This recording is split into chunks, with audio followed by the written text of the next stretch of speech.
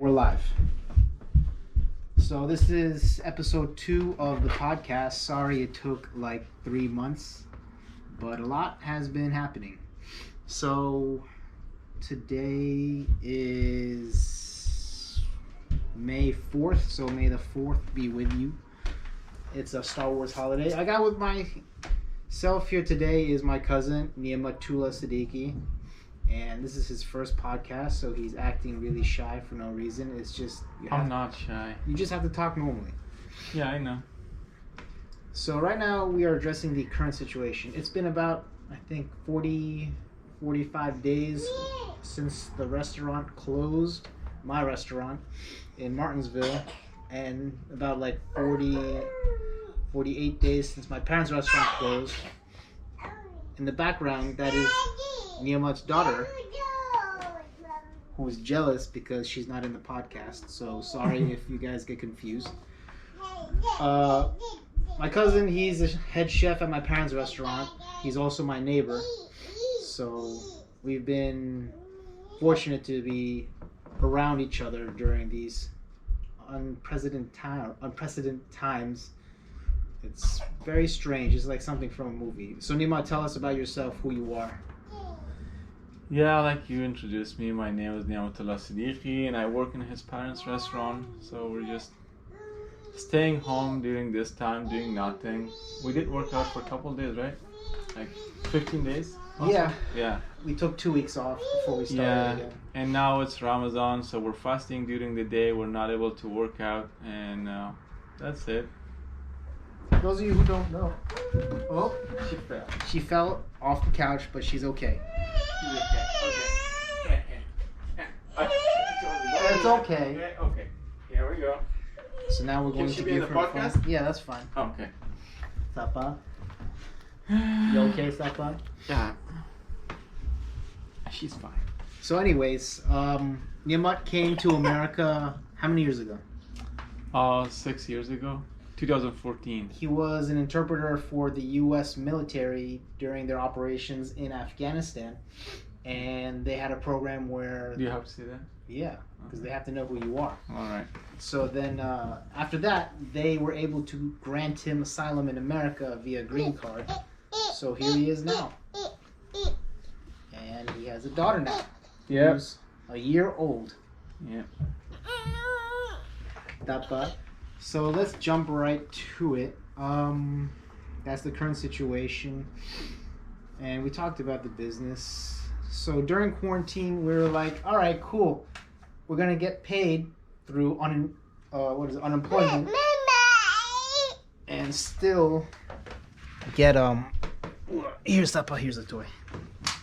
And do nothing and still get paid. But the thing is, what is it? Now, since the last 45 days, 25 million Americans have filed for unemployment.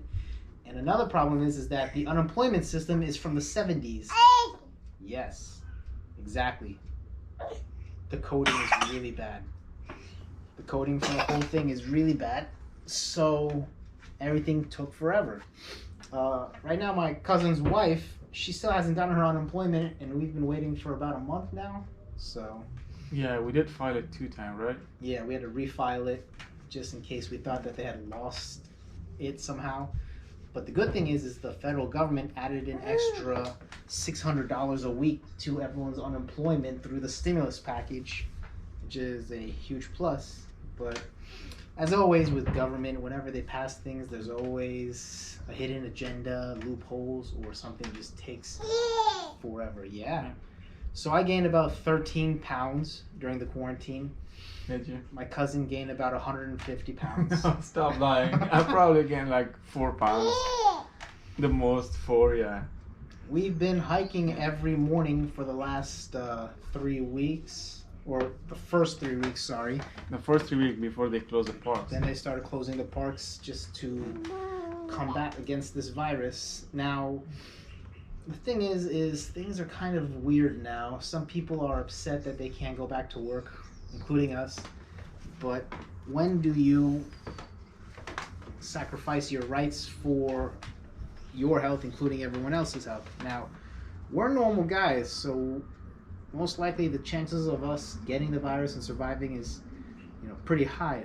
But we can also be asymptomatic, is what the scientists said, which means we can get our parents, or in my cousin's case, my dad, sick because he visits him from time and again. We visit them too, just to make sure they are stocked up on food, and we do the laundry there and everything. So, other than that, I mean, we're okay. But our wives get so bored that they just cook every other day, just because there's nothing else to do. So we go to the grocery store, we stock up. Costco lines are insane for those who have not gone out as much. Since we live in a nicer area, people can get their groceries delivered and food delivered and things like that. But for us, we have to be the ones to go out because we're not going to spend money on that. We'd rather do it ourselves. That's just how we are. But yeah, that's what we've been doing.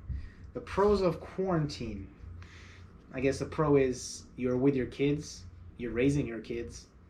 And since day one of the quarantine, my daughter is now potty trained. She's 3 years old. My son has 2 teeth growing. We celebrated my niece's 1-year-old birthday. And my son is crawling now too, which is insane. And he's trying to stand up. Don't forget about other pros. Their alarm is not going off in the morning to wake up to work. Sometimes we sleep at 2 or 3 in the morning, and the kids sleep with us too, which is very bad, but whatever. It feels like Monday every day for us because we're off on Monday, usually when we're working. So. But other than that, I mean,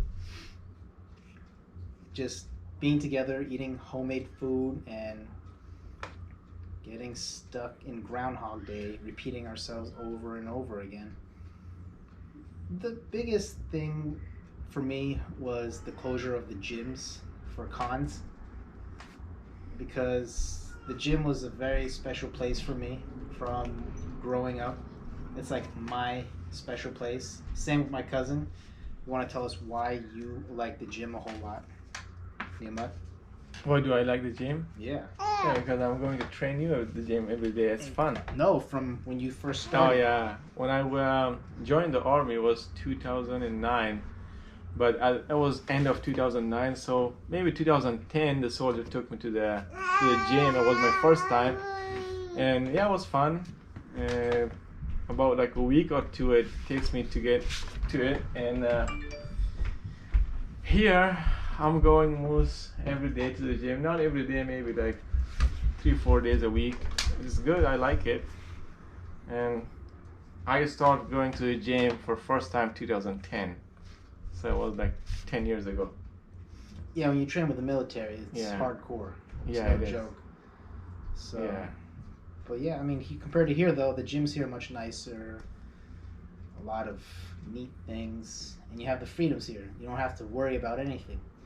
Yeah, that's true. But yeah, so I mean, other cons would be staying in line at freaking Costco for 20 minutes, wearing a face mask, out of toilet paper. Thank God that didn't happen to any of us yet. Eating all the snacks that we had just in case of things like this. So, yes, Appa? Just trying to get the computer. Cons with business. Obviously, the business is closed, therefore our employees aren't making money, we aren't making money, and we rely on our savings. Thankfully, they passed that small business loan, or PPP, payroll protection, something. But the first time they passed it, it took me like an hour and a half to do the paperwork and submit, and we did it day one.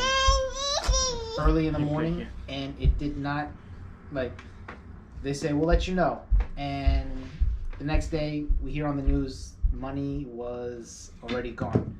What pissed me off the most was other companies like Harvard, Shake Shack, those are and also public companies, they got millions of dollars, so that's fine. It just, let's charge. Yeah, okay. It just made no sense. So then they had passed another bill to supplement that stimulus package, and fortunately we got approved. So I guess on May 5th, tomorrow, we'll reopen again. We've been prepping all day today. I went to Restaurant Depot after a long time, and I went twice actually today to stock up on everything and get everything and make sure we're ready. Our kitchen guys are back in play. Our chef is ready to go, take out and delivery. But, you know, business-wise, it really sucked. I mean, all you can do is takeout. So a huge chunk of your business is killed. My parents, they closed right away. They have 200 seats, 3,000 square feet, and it's tough. You know, we can't survive. So everyone is in a different situation with this. So how we coped with cons, you have anxiety build up from, you know, just doing the same thing over and over again. You get fat. You wonder, is this ever gonna go back to normal? Is real life going to resume? Are we going to just see each other again? A lot of people are gonna get scarred by this, but fortunately, you gotta stay strong and rely on family to help you and get through it. I caught my cousin crying the other day. Crying. Who, me? Yeah. Oh, no. I never cry. So how do you cope with the cons then? What do you do? What did you do? What did I do? Yeah. With his stimulus check, he bought a brand new laptop. Oh, that's, yeah. To be honest with you, I just want to go back to work. Even I get paid more than what I get pay at work, but I really want to go back to work, you know. So I want everybody to drive on the road and go to the restaurants, eat, sit together, you know. That's all I want to see the people. I mean, we can only read what the scientists talk, and, you know, now this day and age with social media and everything, there's either herd immunity or there's vaccinations. Most people would go with vaccinations, but everything is being fast forwarded, so you don't know how the human trials will end up long term, how it'll affect the body. Then you go with herd immunity where, okay, then it's going to kill mostly older people within, you know, 40s and above. And, you know, you just wonder, it's like, human life, the value of it, and what's going to happen. So, but our gym regimen has changed drastically. So when we were like, enough is enough, my cousin and I, we got a 40-pound rice bag and did a lot of workouts. But afterwards, then we had called a good buddy of mine from the gym who lives in the area. And he basically turned his whole living room into a gym beforehand with machines and everything. So that's insane. And I would do the same thing if I had a beautiful house like his. And he had a whole bunch of extra stuff. He had a sandbag, a TRX, which, believe it or not, people, TRX is amazing. He also had he had some bands and a couple of weights and a 30-pound kettlebell. So we use all of that to our advantage. We just did a lot of negatives, a lot of reps, a lot of sets, just to get that pump going. As always, my cousin was always slacking and not doing the full amount of reps. Yeah, that's true. But yeah, so, and then we had Bob and Carol. I consider them my adopted grandparents from here. They had dumbbells up to 50 pounds, but they're from the 70s, so you have to screw and unscrew and add the weights on, so that was pretty awesome. That really intensified everything and added more for us. So, but now with Ramadan happening, it's can't work out as much. I mean, I try, but it's not as intensive because I get really thirsty. I don't want to get any type of Charlie horses. My cousin has not worked out at all since day one of Ramadan. And I will do today. I doubt it. Yeah, we'll see. We'll see. I mean, you know what? I have a spin bike. Which is good. That helps a lot for the cardio. Yeah, I forgot to mention. We did. I almost sold my spin bike before this whole coronavirus thing happened. Yeah. because only I was using it from time and again, rarely. But after this, not only does our wives use it, but we use it, and now spinning is everyone's favorite thing to do all the time. Like my wife uses it during Ramadan during the day for about like 25 minutes. Nothing too intense, just a regular ride. In the morning, she reads the Quran and spin bike at the same time. Yeah. Killing two birds with one stone, so hats off to her. So I guess I'm gonna keep this spin bike with me to the new house. Also, since everyone's been stir crazy, we've been looking at houses to move into together. My cousin and his family and myself, because it's time to not pay rent and pay a mortgage, so that way you're paying yourself long term. So we've already been down 1 week during for Ramadan, so it's 10 days. Today is 11th. Yeah, 11th day almost. We have done. 19 more days to go. It's gonna be insane. And usually at the end of Ramadan we have a big celebration prayer. Everyone gets together. It's called Eid.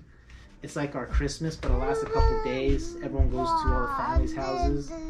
So hopefully they'll lift the restrictions and the bans and give free testing to everyone, so we can at least know who's had it and who doesn't have it.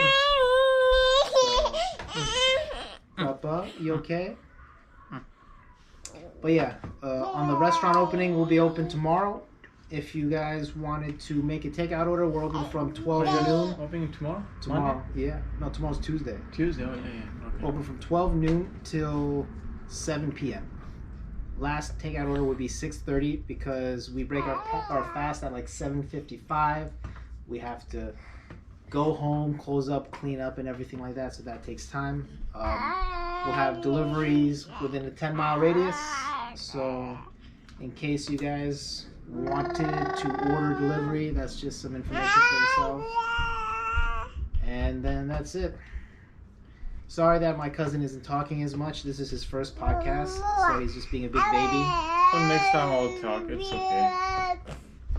Yeah, and in case if there's any echoes or anything like that, we only have one baby awake and one baby asleep, and we're in a big open area.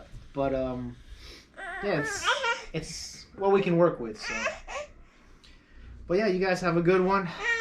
Shoot me a message on Facebook or IG. You can find my cousin on Instagram. What's your Instagram thing? That geek from the gym? No, that's mine. What's yours? Oh, Nimat's life? Niamat's Life, yeah, or something like that. But you can follow from mine. Yeah. Alright, you guys have a good one. Take care. Thanks for watching. We'll see Thanks you for then. listening. Thank and you. Yeah. Take care. Have a good one.